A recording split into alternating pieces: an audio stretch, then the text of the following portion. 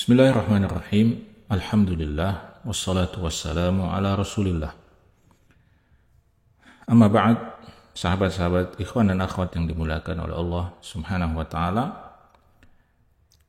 Marilah kita sekarang melihat beberapa contoh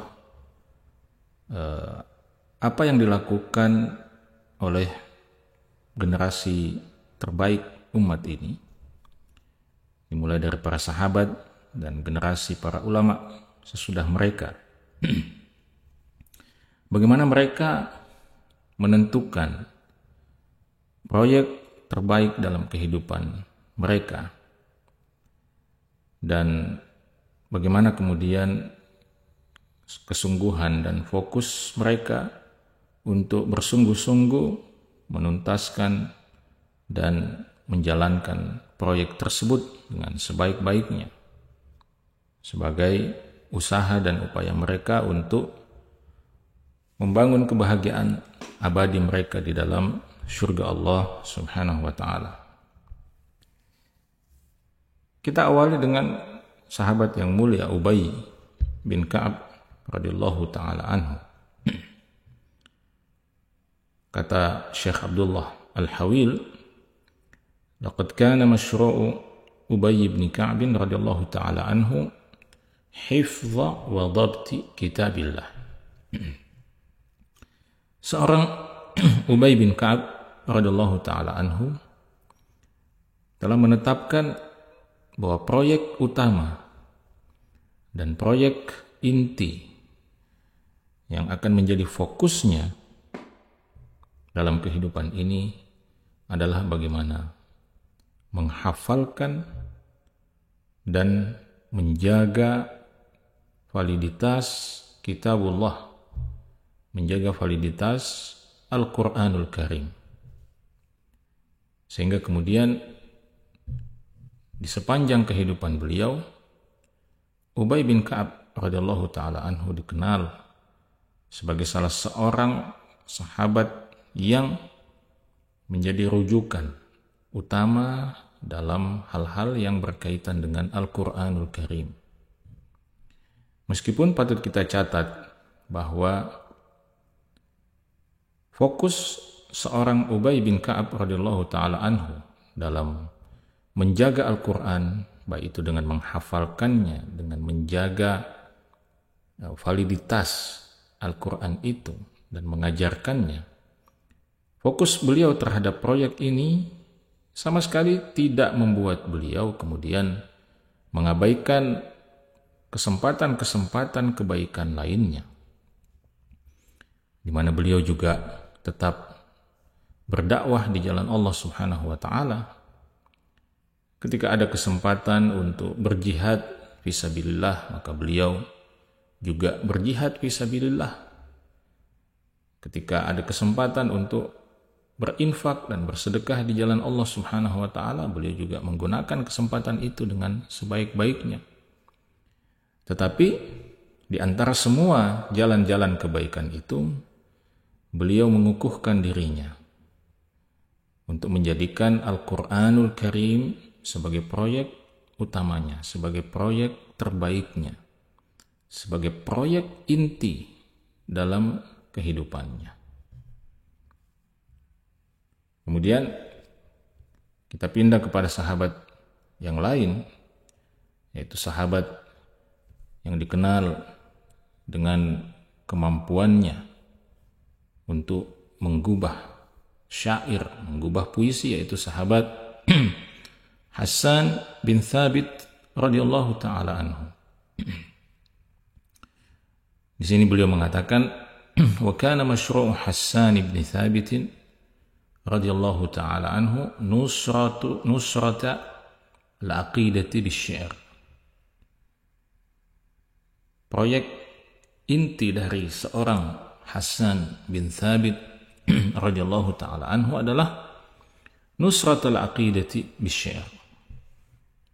Bagaimana memperjuangkan akidah tauhid, memperjuangkan Islam ini melalui syair-syair, melalui puisi-puisi yang beliau gubah, yang beliau untai untuk membela dan memperjuangkan agama Allah Subhanahu wa ta'ala.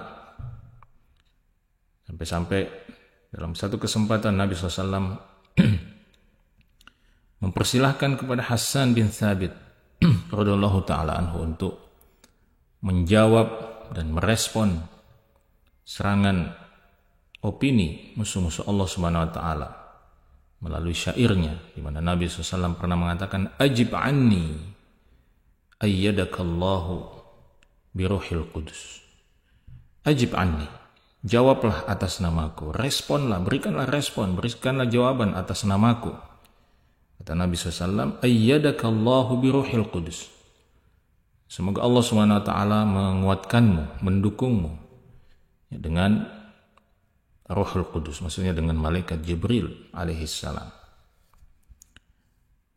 Nah, sama dengan Ubay bin Ka'ab, ketika Hassan bin Thabit radhiyallahu ta'ala anhu yang menjadikan perjuangannya, menjadikan perjuangan melalui syair-syairnya sebagai proyek utamanya, itu sama sekali tidak menghalangi beliau untuk mengetuk dan menggunakan setiap kesempatan-kesempatan kebaikan untuk juga menorehkan kebaikan di dalam catatan amal beliau.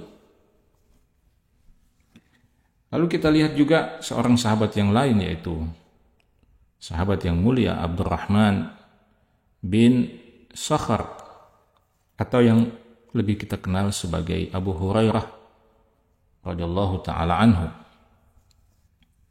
di mana masyru' atau proyek inti dalam hidup seorang Abu Hurairah radhiyallahu ta'ala anhu adalah hifdzu sunnati Rasulillah sallallahu alaihi wasallam, menjaga sunnah Rasulullah sallallahu alaihi wasallam.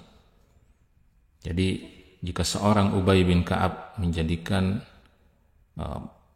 penjagaan terhadap Al-Quran sebagai proyek inti dalam kehidupannya, maka sahabat yang mulia Abu Hurairah radhiyallahu ta'ala anhu menjadikan sunnah sebagai proyek inti dalam kehidupannya.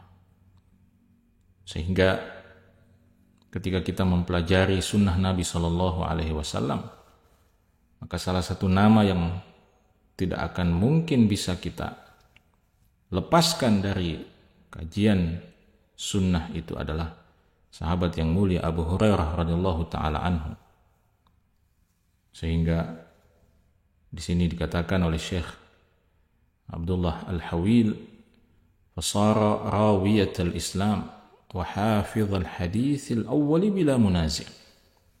Sehingga Abu Hurairah bisa dikukuhkan sebagai perawi atau periwayat hadis pertama, atau yang paling awal atau yang paling pertama posisinya, dan penghafal hafizul hadis, penghafal hadis pada peringkat yang pertama bila munazi', tanpa ada tandingannya. Beliau dikenal sebagai sahabat yang paling banyak meriwayatkan hadis dari Nabi Shallallahu Alaihi Wasallam, karena kehidupan beliau yang prihatin, kehidupan beliau yang fakir, yang tidak punya apa-apa, justru sangat membantu beliau untuk fokus dalam mempelajari, mengumpulkan sunnah-sunnah Nabi Shallallahu Alaihi Wasallam. Karena itu tidak mengherankan orang-orang dan pihak-pihak yang menjadi musuh sunnah akan selalu menjadikan sahabat yang mulia Abu Hurairah radhiyallahu ta'ala anhu sebagai sasaran tembak mereka. Siapapun yang ingin menjatuhkan sunnah Nabi Shallallahu Alaihi Wasallam, siapapun yang ingin meruntuhkan bangunan Islam melalui sunnah Nabi Shallallahu Alaihi Wasallam, maka salah satu isu utama kajian mereka, kajian kritis dalam tanda petik mereka, adalah sahabat Abu Hurairah radhiyallahu taala anhu. Karena mereka sadar dan mereka faham betul jika kita berhasil menjatuhkan Abu Hurairah, maka akan begitu banyak sunnah, begitu banyak hadis yang akan kemudian ikut jatuh bersama dengan jatuhnya Abu Hurairah radhiyallahu taala anhu. Tetapi selalu ada jawaban terhadap kekeliruan tuduhan mereka terhadap Abu Hurairah radhiyallahu taala anhu, dan begitulah cara Allah Subhanahu wa taala menjaga Islam ini, yaitu dengan menjaga sumber-sumber utamanya, yaitu Al-Qur'an dan sunnah Rasulullah sallallahu alaihi wasallam. Kemudian kita berpindah kepada beberapa generasi sesudahnya.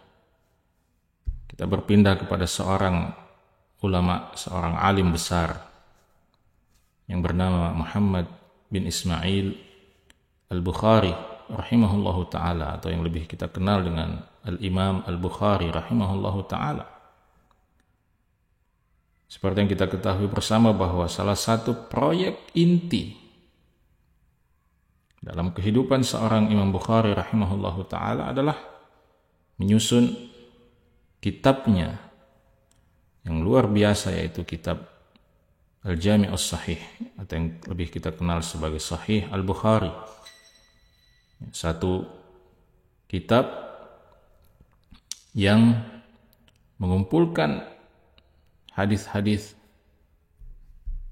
paling sahih dari semua hadis Nabi sallallahu alaihi wasallam, di mana Imam Bukhari rahimahullahu ta'ala menghabiskan sekurang-kurangnya 16 tahun lamanya untuk menyelesaikan proyek Sahih Al-Bukhari ini, sehingga kemudian kitab Sahih Bukhari ini dikukuhkan dan ya bisa dikatakan nyaris disepakati oleh seluruh para ulama, seluruh ulama kita sebagai asahhul kutubi ba'da kitabillahi azza wa jalla, sebagai kitab yang paling sahih setelah kitabullah, setelah Al-Quranul Karim. Kemudian kita berpindah kepada beberapa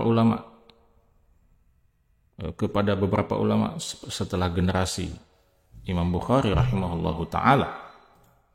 Di antaranya misalnya adalah Al-Hafidh Ibnu Hajar Al-Asqalani rahimahullahu ta'ala, salah seorang ulama hadis besar dari Mesir yang menulis begitu banyak karya, yang meninggalkan kepada kita begitu banyak karya-karya yang monumental. Dan salah satu karya terbaik beliau yang luar biasa adalah sebuah kitab yang dikenal dengan nama Fathul Bari. Kitab Fathul Bari ini dianggap sampai sejauh ini adalah merupakan salah satu syarah terbaik atau penjelasan terbaik terhadap kitab Sahih Al-Bukhari. Setidaknya di dunia ini kita para ulama mencatat setidaknya ada 2 kitab yang berjudul Fathul Bari, dan kedua-duanya ditulis dengan tujuan yang sama, yaitu untuk menjelaskan dan mensyarah hadis-hadis yang terdapat dalam Sahih Bukhari. Yang pertama adalah Fathul Bari yang ditulis oleh Al-Hafidh Ibnu Rajab Al-Hambali rahimahullah. Kitab ini sayang sekali menjadi salah satu karya monumental dalam sejarah Islam yang diklaim sebagai kitab yang yang hilang, ya, yang musnah dan tidak tersisa sampai pada generasi kita ini, kecuali beberapa bagian saja dari kitab itu yang itu pun hanya sampai kepada kitab Al-Janaiz kalau tidak salah dalam kitab Sahih Bukhari.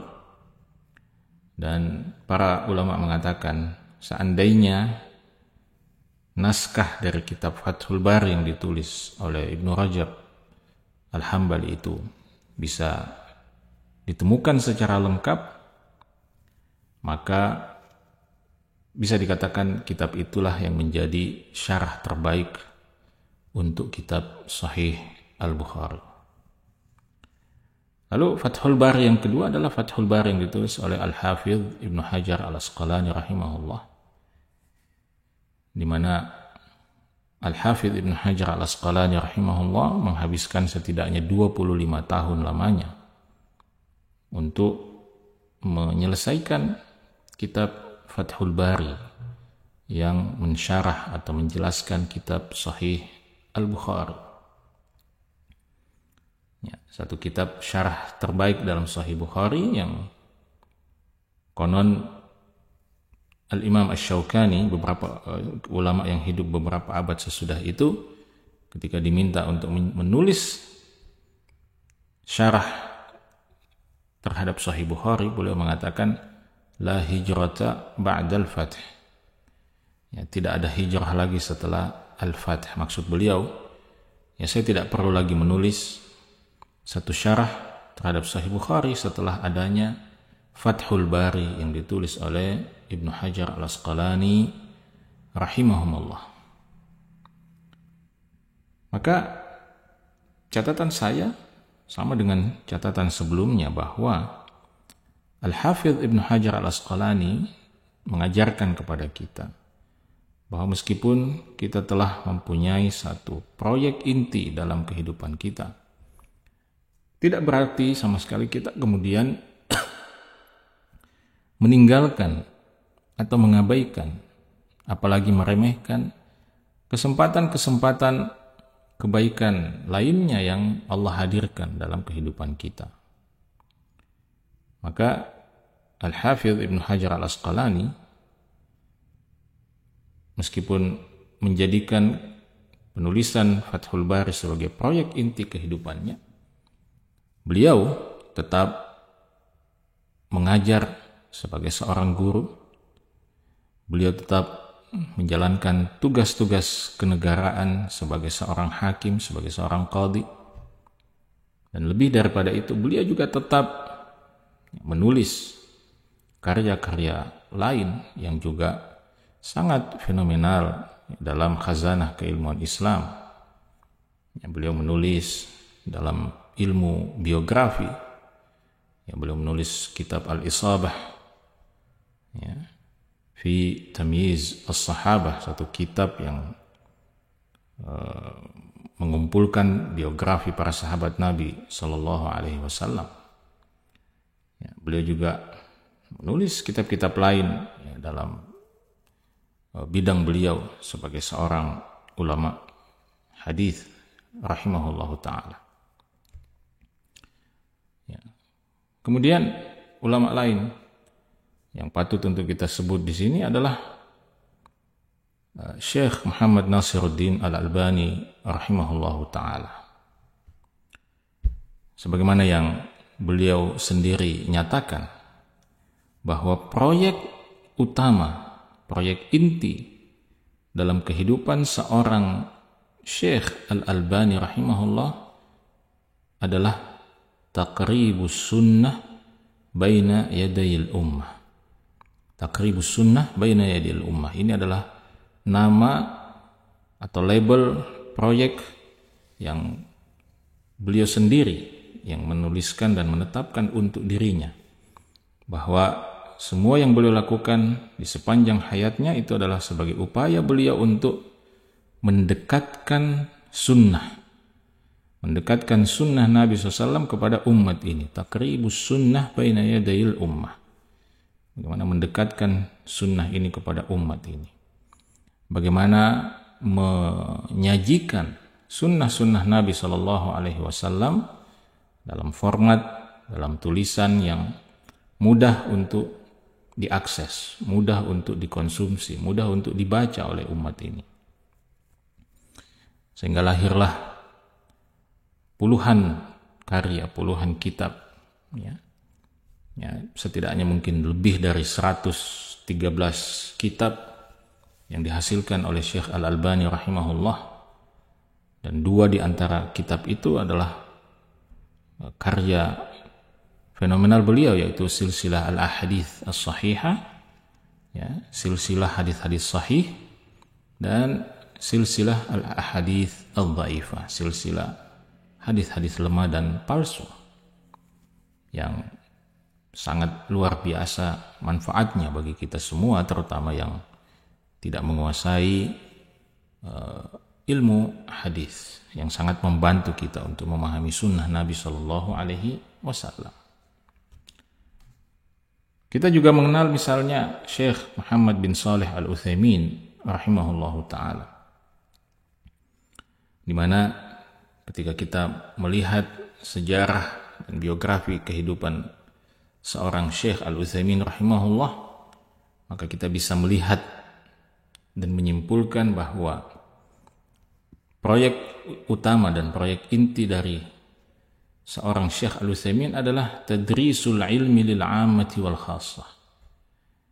Bagaimana beliau menjalankan proyek mengajarkan ilmu syar'i kepada seluruh kalangan, baik kalangan awam maupun kalangan yang khas, kalangan yang khusus, yaitu para penuntut ilmu syar'i yang levelnya sudah tidak lagi berada pada level awam. Karena itu, siapapun yang membaca dan mengikuti sejarah kehidupan seorang Syekh Al-Utsaimin rahimahullah akan menemukan bahwa bagaimana beliau bahkan menolak berbagai jabatan dan posisi, ya, yang sifatnya akademik dan semacamnya, karena ingin berfokus untuk mengajarkan ilmu-ilmu syar'i melalui masjid beliau di kota Al-Qasim, ya, atau tepatnya di kota Unaizah, ya. Di masjid itulah di mana beliau menjadi imam. Di masjid itulah beliau menghabiskan setidaknya 50 tahun lamanya secara berkelanjutan untuk menyampaikan beragam kajian, untuk mengkajikan beragam kitab-kitab yang konon setelah dihitung-hitung jumlahnya, setidaknya total jumlah rekaman kajian beliau itu setidak-tidaknya lebih dari 5.000 jam. 5.000 jam, dan itu belum termasuk rekaman-rekaman kajian beliau di tempat-tempat yang lain, seperti misalnya kajian beliau di Masjidil Haram di kota Mekah dan di tempat-tempat lain yang begitu banyak. Karena itu tidak mengherankan kemudian setelah Syekh Al-Utsaimin rahimahullah meninggal dunia, meskipun semasa hidupnya beliau nyaris tidak pernah menulis kitab-kitab yang besar. Beliau menulis beberapa kitab yang sederhana. Beliau menulis dalam usul fikih, al-usul min ilmi al-usul. Beliau menulis dalam ilmu hadis, mustalahul hadis. Beliau menulis juga dalam faraid. Beliau juga menulis dalam tauhid, ya, dalam bidang akidah. Beliau menulis akidah ahli sunnah wal jamaah. Juga beliau menulis kitab al-qawaidul musla, ya, tentang asma wa sifat, dan beberapa kitab-kitab kecil lainnya. Intinya beliau tidak pernah menulis kitab-kitab yang besar berjilid semasa hidupnya. Tetapi anehnya, setelah beliau meninggal, kita justru menemukan kitab-kitab yang berjilid-jilid jumlahnya yang ditulis dalam tanda petik oleh Syekh Al-Utsaimin rahimahullahu ta'ala. Yang sebenarnya kitab-kitab itu adalah merupakan hasil transkrip dari ceramah-ceramah dan kajian-kajian beliau di masjidnya di kota Unaizah dan di tempat-tempat lain. Sehingga kita menemukan kitab Asy-Syarhul Mumti', ya, satu kitab yang mensyarah atau menjelaskan salah satu matan fikih dalam mazhab Hambali, yaitu Zadul Mustaqni, yang jumlahnya setidak-tidaknya ada sekitar 15 jilid kalau tidak salah, yang dianggap sebagai salah satu syarah terbaik terhadap kitab Zadul Mustaqni. Yang sebenarnya Syekh tidak pernah menulis itu, tetapi para murid-muridnya yang berbakti kepada beliau kemudian mentranskrip syarah lisan beliau menjadi sebuah buku yang luar biasa. Kita juga akan menemukan misalnya syarah terhadap kitab Riyadhus Shalihin yang tidak pernah beliau tulis dengan tangannya, tetapi beliau tuliskan dengan lisannya, yang ditranskrip oleh para murid-muridnya menjadi syarah Riyadhus Shalihin yang cukup tebal, ya, yang jumlahnya sekitar 6 jilid atau 7 jilid. Kemudian kita juga menemukan syarah terhadap Sahih Muslim yang ditulis oleh Syekh Al-Utsaimin. Ya, syarah terhadap Bulughul Maram yang juga ditulis oleh Syekh Al-Utsaimin, yang semuanya berasal dari hasil transkrip ceramah beliau yang luar biasa sekali. Kita renungkan betapa kitab-kitab itu memberi manfaat, ya, pada para penuntut ilmu, diajarkan di berbagai tempat. Dan luar biasa, insya Allah kita yakin itu menjadi satu amal jariah, satu proyek peninggalan yang luar biasa yang ditinggalkan oleh Syekh Al-Utsaimin, yang mengalirkan pahala tidak henti kepada beliau di alam kuburnya. Nah, bagaimana dengan kita, sahabat-sahabat ikhwan dan akhwat yang dimuliakan oleh Allah Subhanahu wa taala? Ya, seandainya kita meninggal dunia hari ini atau besok atau minggu depan, apakah kita sudah punya satu saja proyek kebaikan seperti itu yang apabila kita mati, balasan kebaikannya masih tetap mengalir ke dalam catatan amal kita? Dan kita tutup pembahasan kita kali ini dengan sebuah proyek yang dilakukan oleh seorang dokter, ya, seorang dokter yang bernama Syekh Abdurrahman As-Sumaid rahimahullahu ta'ala.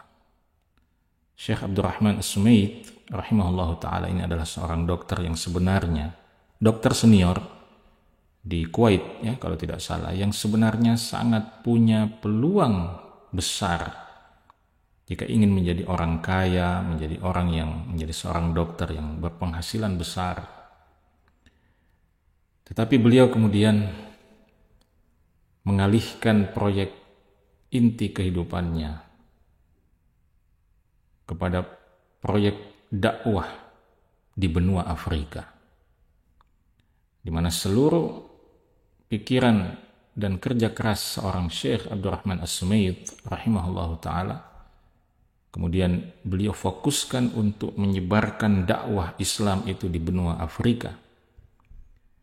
Dan dengan izin Allah Subhanahu wa taala, melalui proyek dakwah beliau di benua Afrika itu, dengan izin Allah Subhanahu wa taala, beliau berhasil mengislamkan setidaknya 11 juta orang. 11 juta orang, bukan 11 orang, bukan 11.000 orang, tetapi 11 juta, setidak-tidaknya 11 juta manusia berhasil beliau islamkan di benua Afrika rahimahullahu ta'ala. Maka kita bayangkan, ya, bagaimana pahala yang terus mengalir pada seorang Syekh Abdurrahman As-Sumaid rahimahullahu ta'ala. Nah, sahabat-sahabat ikhwan dan akhwat yang dimuliakan oleh Allah Subhanahu wa taala, barangkali Anda akan mengatakan bahwa contoh-contoh yang kita sebutkan ini begitu spektakuler, begitu besar, begitu dahsyat, dan saya rasanya tidak sanggup untuk bisa seperti mereka. Maka saya sampaikan kepada Anda, kepada kita semua, termasuk kepada diri saya, bahwa ya, kita mungkin memang tidak akan bisa persis seperti mereka, seperti sahabat Ubay bin Ka'ab, seperti Al-Imam Al-Bukhari rahimahullah, seperti Al-Hafidh Ibn Hajar, seperti Syekh Al-Utsaimin, seperti Syekh Abdurrahman As-Sumait. Tapi jalan kebaikan ini tidak menjadi dominasi orang-orang besar seperti mereka saja.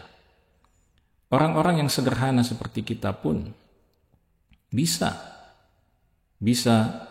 menyiapkan proyek terbaik kita yang meskipun sederhana, tetapi jika kita lakukan dengan ikhlas karena Allah Subhanahu wa taala, maka proyek-proyek kebaikan itu akan menjadi luar biasa di sisi Allah Subhanahu wa taala. Bukankah Nabi SAW sudah mengingatkan kepada kita, la tahqiranna minal ma'rufi syai'an. Jangan sekali-kali engkau meremehkan kebaikan itu, sekecil apapun kebaikan itu. Maka Anda bisa saja membuat proyek dalam kehidupan Anda bahwa saya akan menyingkirkan setiap duri, setiap gangguan yang mengganggu di jalan kaum muslimin. Sehingga mulai hari ini ketika Anda jalan, bahkan meskipun Anda mungkin mengendarai mobil, lalu Anda lihat ada ranting, ada beling, ada paku, ada batu yang bisa mengganggu, mencelakai orang di tengah jalan, Anda singgah dan hanya untuk menyingkirkan itu dan jadikan itu sebagai proyek kebaikan Anda. Atau Anda menjadikan proyek Anda misalnya dengan infak Rp1.000 per hari, di mana pada setiap harinya Anda akan berinfak di jalan Allah Subhanahu wa taala meskipun hanya Rp1.000, sehingga tidak ada hari yang Anda lewatkan kecuali Anda telah berinfak meskipun hanya Rp1.000. Kenapa tidak?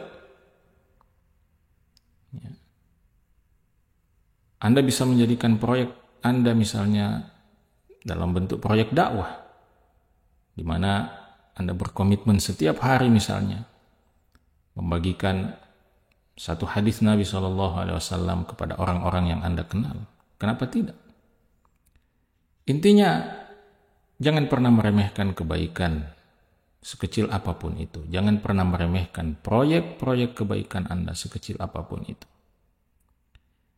Maka dengan itu semua, mudah-mudahan Allah Subhanahu wa taala memberikan taufiknya kepada kita, sehingga di ujung hayat kita semua bisa meninggalkan dunia ini dalam keadaan husnul khatimah, meninggalkan dunia ini dalam keadaan kita telah menyiapkan sebuah proyek kebaikan yang pahalanya akan tetap mengalir dalam kehidupan kita meskipun kita telah meninggalkan kehidupan dunia ini. Sahabat-sahabat, ikhwan dan akhwat yang dimuliakan oleh Allah Subhanahu wa taala, semoga bermanfaat apa yang kita kaji pada kesempatan kali ini. Sampai bertemu kembali dalam kesempatan yang akan datang. Subhanakallahumma bihamdik asyhadu an la ilaha illa anta astaghfiruka wa atubu ilaik. Wassalamualaikum warahmatullahi wabarakatuh.